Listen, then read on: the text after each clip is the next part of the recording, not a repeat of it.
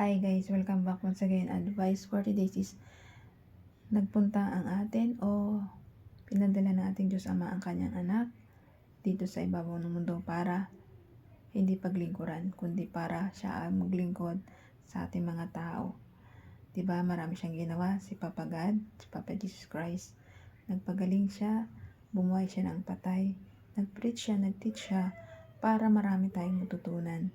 Kaya nga diba yung mga alagad niya na yung 12 apostles niya, nagsulat sila ng mga sa Bible para ipahayag sa mga tao para magkaroon sila ng batayan o limitasyon kung ano yung mga tama at mali na dapat nilang gawin. Sundin yung 10 utos at ang mga nakatala sa Bible dapat natin sundin yon at maging obedience tayo sa ating Diyos Amang buhay na nasa langit. Hindi porket nagturo yung ating Diyos anak, nag-alay ng buhay niya, ay babaliwalain po natin. Hindi po. Lagi po natin gunitain yun, naghirap pa, nagsakripisyo, at inalay ang buhay ng ating Diyos anak na si Jesus Christ, ang kanyang buhay, para maligtas tayo.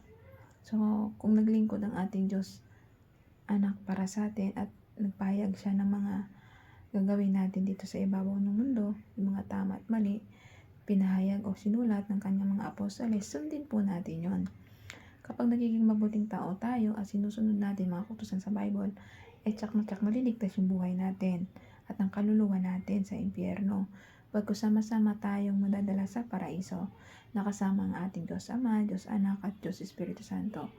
Masaya po ron.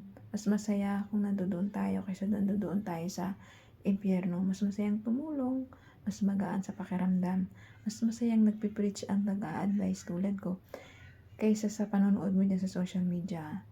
Mas masayang naglilingkod tayo sa kapwa-tao natin at nakakagaan sa pakiramdam.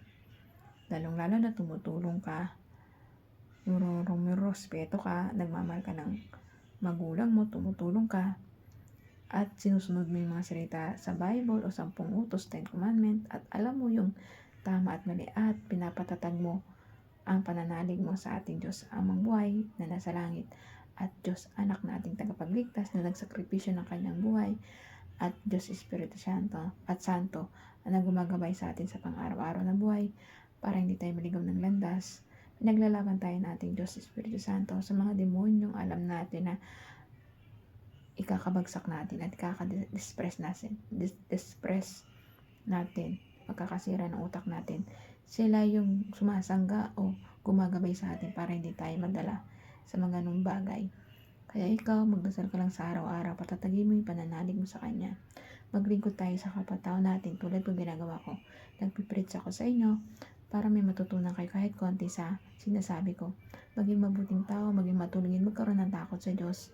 Magsisi sa lahat ng mga kasalanan gawa natin na ulit-ulit natin ginagawa.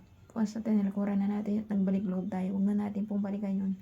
Maglingkod lang po tayo sa ating Diyos Amang buhay na nasa langit at sa kapwa-tao natin. Mahalin natin ating mga Diyos, tatlong Diyos nating buhay na nasa langit at ang kapwa-tao natin at ang ating magulang. Kaya hanggang dito na lang po aking advice. Ingat po tayong lahat and God bless.